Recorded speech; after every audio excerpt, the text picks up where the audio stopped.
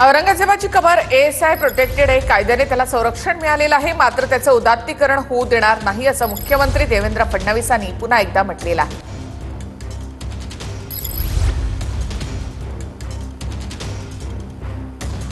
तर असलेल्या ज्या वाईट खुणा असतात त्या ह्या दूर केल्या पाहिजेत आणि म्हणून भैय्यूजी महाराजांनी जरी स्टेटमेंट केलं असेल, अनावश्यक वाटत असेल, परंतु तो आमच्या संभाजीनगर असेल किंवा आमच्या महाराष्ट्राचा स्वाभिमानाचा विषय आहे आणि आम्हाला त्या वाईट आठवणीला उजाळा द्यायची आवश्यकता वाटत नाही, म्हणून घेतलेली ही आम्ही भूमिका आहे. संघ तर स्पष्ट म्हणताय ना हे अनावश्यक विषय आहे. त्यांची भूमिका असू शकते ना, तुम्ही संघाच्या विरोधात त्यांची भूमिका असू शकते, त्यांच्या भूमिकेला आम्ही विरोध करत नाही, परंतु आमची भूमिका जी आहे ती ठाम आहे.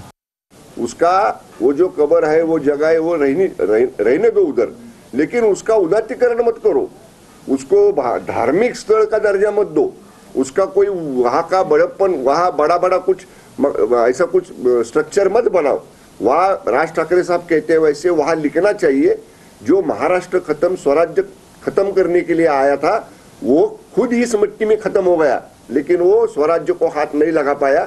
ऐसा बड़ा बोर्ड लगा के उसको कैसा उसका अंत हुआ औरंगजेब का महाराष्ट्र में, ये लोगों को अगली पीढ़ी को समझ आना चाहिए. इसके लिए राज ठाकरे ने जो कहा वो सही है.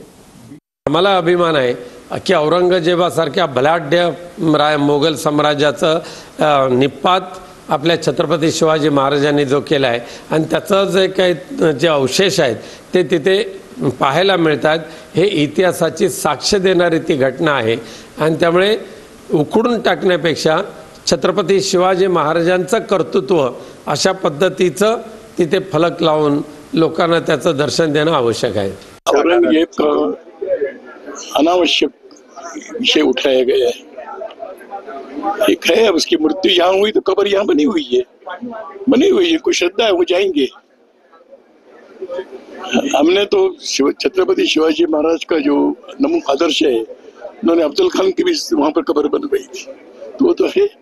भारत की ये उदारता की सर्वसमावेशिकता का प्रतीक है.